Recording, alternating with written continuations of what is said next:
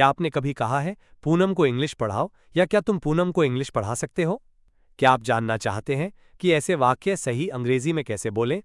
तो आज का ये वीडियो सिर्फ आपके लिए है, क्योंकि आज हम सीखेंगे टीच पूनम इंग्लिश से जुड़े 20 पावरफुल और डेली यूज होने वाले इंग्लिश वाक्य, जिनसे न सिर्फ आपकी इंग्लिश बेहतर होगी, बल्कि आप सीखेंगे sentence structure, helping verbs, modal verbs और सही टेंस का इस्तेमाल बिल्कुल आसान तरीके से। Hi and hello, welcome back to your own channel English and study. तो वीडियो को पूरा देखिए। तो चलिए बिना देरी के वाइड पूनम को इंग्लिश पढ़ाओ। सिंपल आदेशात्मक सेंटेंस है, तो इंग्लिश होगी टीच पूनम इंग्लिश। कृपया पूनम को इंग्लिश पढ़ाओ। ये भी सिंपल वाक्य है, कृपया के लिए प्लीज यूज होगा, तो इसकी इंग्लिश होगी प्लीज टीच पूनम इंग्लिश। क्या तुम पूनम को इंग्लिश पढ़ा सकते हो? जब भी वाक्य के अंत में सकता है या सकते हैं, सकता हूं वाक्य आए है, इसके लिए मॉडल वर्ब कैन का यूज होता है और ये इंटेरोगेटिव सेंटेंस है, तो इसकी इंग्लिश होगी can you teach Poonam English. उसे पूनम को इंग्लिश पढ़ाने दो। इसमें कोई काम करने देने का भाव है, तो लेट से इसकी इंग्लिश बनाएंगे, तो इंग्लिश होगी let him teach Poonam English. उसे पूनम को इंग्लिश पढ़ानी चाहिए। जब भी किसी वाक्य के अंत में चाहिए शब्द आए, तो इसके लिए इंग्लिश में मॉडल वर्ब शुड का यूज होता है, तो इसकी इंग्लिश होगी he should teach Poonam English. अगर तुम्हारे पास समय है तो पूनम को इंग्लिश पढ़ाओ। ये वाक्य दो वाक्य से मिलकर बना है, अगर तुम्हारे पास समय है और तो पूनम को इंग्लिश पढ़ाओ।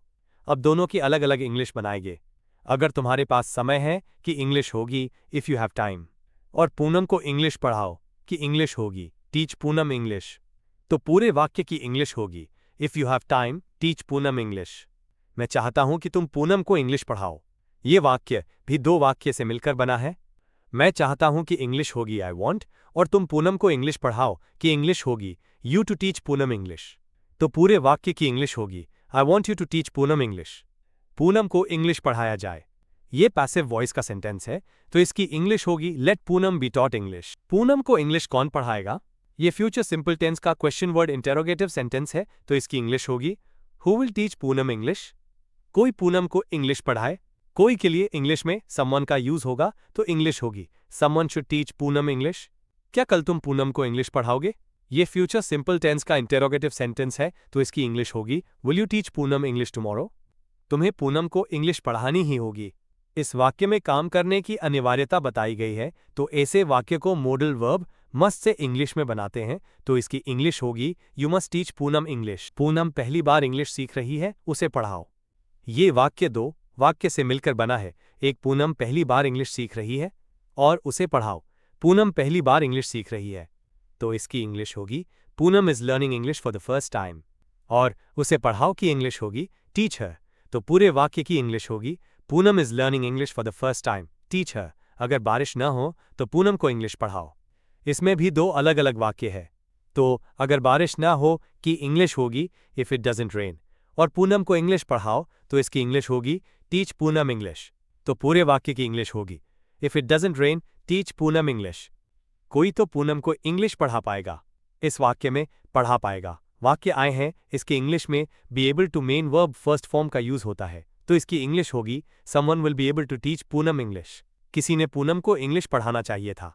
जब भी किसी वाक्य के अंत में चाहिए था, चाहिए थी या चाहिए थे वाक्य आए, तो इसके लिए इंग्लिश में should have main verb third form का यूज होता है, तो इसकी इंग्लिश होगी someone should have taught Poonam English. कोई तो पूनम को इंग्लिश पढ़ाने वाला होगा।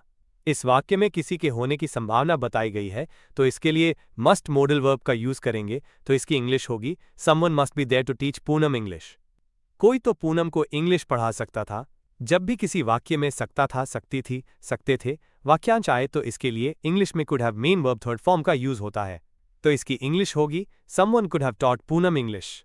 पूनम को तो कोई भी इंग्लिश पढ़ा सकता है। कोई भी के लिए एनीवन का यूज होता है, तो इसकी इंग्लिश होगी anyone can teach Poonam English. मेरा मन तो पूनम को इंग्लिश पढ़ाने का था, पर नहीं पढ़ाया, तो इसकी इंग्लिश होगी I really wanted to teach Poonam English but did not teach her. मैं पूनम को इंग्लिश पढ़ा सकता हूं। साधारण सा वाक्य है, कैन से बनेगा, तो इसकी इंग्लिश होगी I can teach Poonam English. कोई पूनम को इंग्लिश नहीं पढ़ाएगा, सिर्फ मैं पढ़ाऊंगा। कोई नहीं के लिए इंग्लिश में नो वन का यूज होता है, तो इसकी इंग्लिश होगी no one will teach Poonam English, only I will teach her. वो पूनम को इंग्लिश पढ़ाकर ही रहेगा। कोई काम करके रहना के लिए इंग्लिश में डेफिनेटली का यूज कर सकते हैं, तो इंग्लिश होगी he will definitely teach Poonam English. मैं पूनम को इंग्लिश पढ़ा सकता था, पर पूनम के पास बुक ही नहीं थी। तो इसकी इंग्लिश होगी, I could have taught Poonam English but she didn't have a book. इस प्रकार हम एक ही सब्जेक्ट, एक ही हेल्पिंग वर्ब, एक ही मेन वर्ब और एक ही ऑब्जेक्ट से अलग अलग स्ट्रक्चर का सेंटेंस बनाकर अपना इंग्लिश का लेवल चेक कर सकते हैं। कोई तो पूनम को खाना खिलाओ, इसकी इंग्लिश कमेंट बॉक्स में बनाओ। बेसिक वोकैबुलरी के वीडियो की लिंक इस वीडियो के डिस्क्रिप्शन बॉक्स में है। ये वीडियो खत्म होने के बाद बेसिक वोकैबुलरी का वीडियो जरूर देखना। अब ये क्लास यहीं समाप्त होती है। यदि इस क्लास में आपको कोई कंफ्यूजन हो या मन में कोई क्वेश्चन हो तो कमेंट बॉक्स में कमेंट करें। Please like, subscribe and share.